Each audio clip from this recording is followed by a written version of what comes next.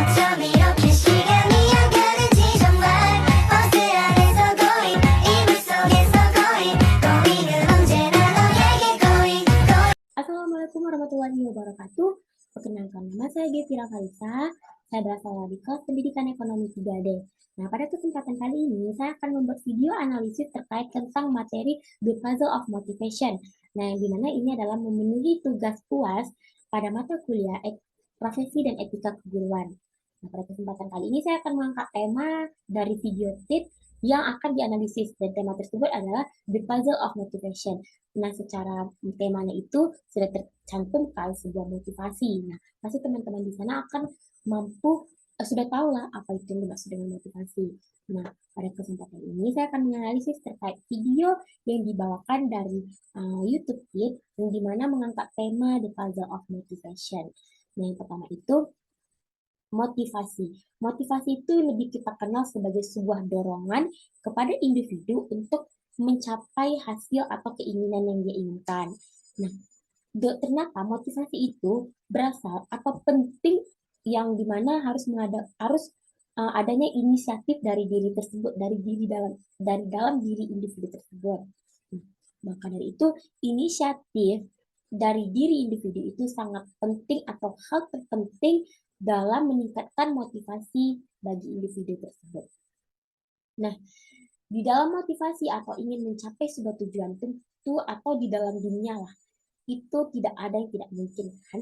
Maka dari itu nggak mungkin lah nih misalnya dari dalam diri sendiri. Saya ingin membuat sebuah usaha atau saya ingin melanjuti studi saya yang lebih seperti S2, S3 dan seterusnya.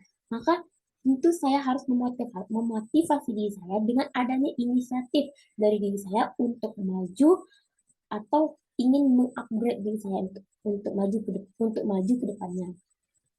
Maka kita perlu inisiatif tersebut. Dan dalam menggapai itu semua tidak ada yang tidak mungkin. Selain kita berusaha, kita juga harus berserah diri kepada Allah. Nah, di dalam motivasi itu terdapat dua.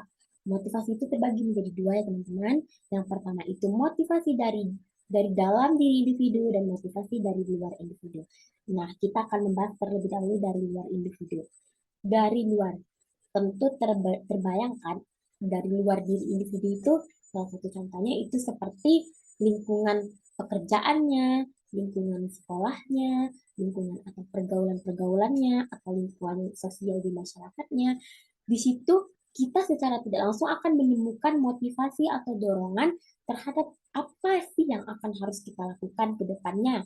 Salah satu contohnya itu saya berteman dengan orang-orang yang dimana orang-orang tersebut berlingkungan maju atau ingin maju. Dan secara tidak langsung saya yang dulunya seperti saya malas untuk belajar, saya malas untuk berpendidikan, saya malas untuk menggapai nilai yang luar biasa. Nah, tentu dengan bergaul dengan lingkungan-lingkungan yang secara tidak langsung ini, oh ini teman-teman saya sepertinya dia sangat rajin belajar, teman-teman saya memiliki pola pikir yang maju. Nah, secara tidak langsung itu menjadikan motivasi bagi diri saya untuk ikut maju seperti mereka. Itu merupakan salah satu motivasi dari luar diri individu tersebut.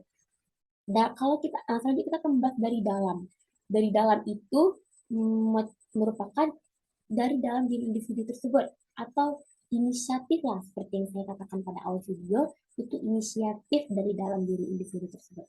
Seperti contohnya itu saya ingin maju namun saya tidak ada inisiatif, saya cuma sekedar berangan-angan saya ingin maju saja, tapi saya tidak berinisiatif untuk bergerak atau motivasi lah dorongan dari diri saya untuk saya harus melakukan itu agar saya bisa maju.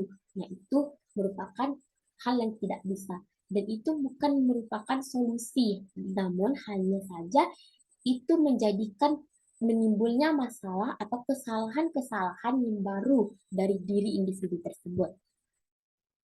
Nah, motivasi itu terbangun dengan adanya fokus. Jika tidak adanya fokus individu, contohnya ini saya ingin mengejar pendidikan saya untuk lanjut S2. Nah, tentu saya harus fokus, dan ketika saya fokus, seperti ini ya, manusia itu ketika fokus yang menjadi sempit atau padat, itu akan membuat manusia itu akan semakin terang untuk mengarah kepada tujuannya. Contohnya ini, jika saya ingin menggapai S2, saya harus berpikir fokus atau mendalam terkait apa sih yang harus saya lakukan. Saya harus fokus ke sini, saya harus lebih bagus fokus kepada pendidikan saya daripada saya harus memikir-mikirkan masalah-masalah berikutnya. Dan jika semakin kuat kita fokus kepada satu titik, maka kita akan semakin menemukan arah atau kita lebih mudah untuk merangkai apa yang harus kita lakukan agar kita mencapai tujuan kita tersebut. Nah, jadi selain itu motivasi, inisiatif, dan kita harus membutuhkan fokus. Nah, selanjutnya kita masih membahas tentang motivasi dari dalam. Nah, motivasi dari dalam itu sendiri juga motivasi dari dalam itu sendiri juga memiliki 3 kefokusan, konsep fokus yang pertama. Yang pertama itu kemandirian, yang kedua itu kepakaran, dan yang ketiga itu adalah tujuan. Nah, kita masuk kepada kemandirian. Kemandirian itu sendiri kemampuan dari diri individu dalam memanajemen dirinya atau kemampuan dari diri individu tersebut untuk menahkodakan dirinya.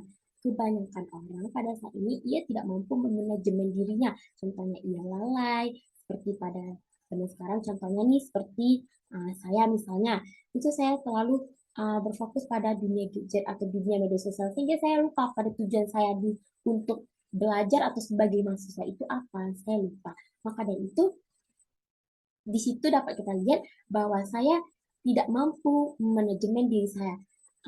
Dampak negatif dari ketidakmampuan kita dalam memanajemen diri sendiri itu selain terhambatnya dalam mencapai tujuan, tentu juga kita akan lalai atau tidak menyelesaikan tugas-tugas kita pada saat itu, seperti banyaknya tugas yang kececeran atau seperti saya sebagai mahasiswa, jika saya terlalu fokus kepada media sosial, saya tidak mampu manajemen waktu saya tidak mampu manajemen diri saya untuk menjadi diri yang lebih maju ke depannya, untuk menjadi diri yang siap akan tantangan globalisasi pada saat ini, saya akan hancur dan akan semakin terpuruk pada saat itu. Maka dari itu saya harus terus memotivasi diri saya bahwa saya harus mampu menjadi orang yang lebih hebat.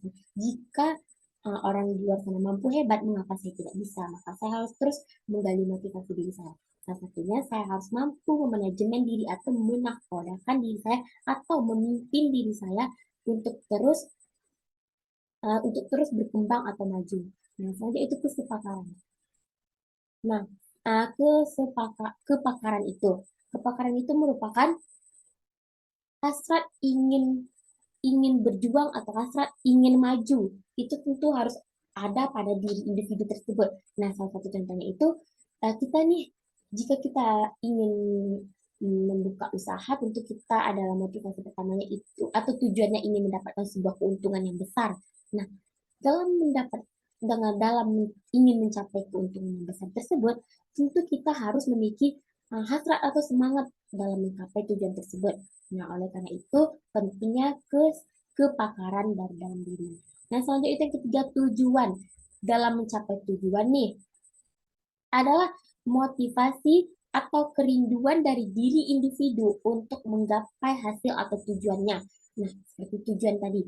Jika kita nih sudah memiliki tujuan, saya harus melanjutkan S2 atau saya ingin sukses dalam usaha saya ini. Tentu tujuan saya seperti usaha, tentu tujuan saya ingin saya mendapatkan keuntungan besar. Dan kalau dari segi pendidikan, saya ingin melanjutkan S2, saya ingin menjadi orang yang hebat atau orang yang cerdas di kemudian hari.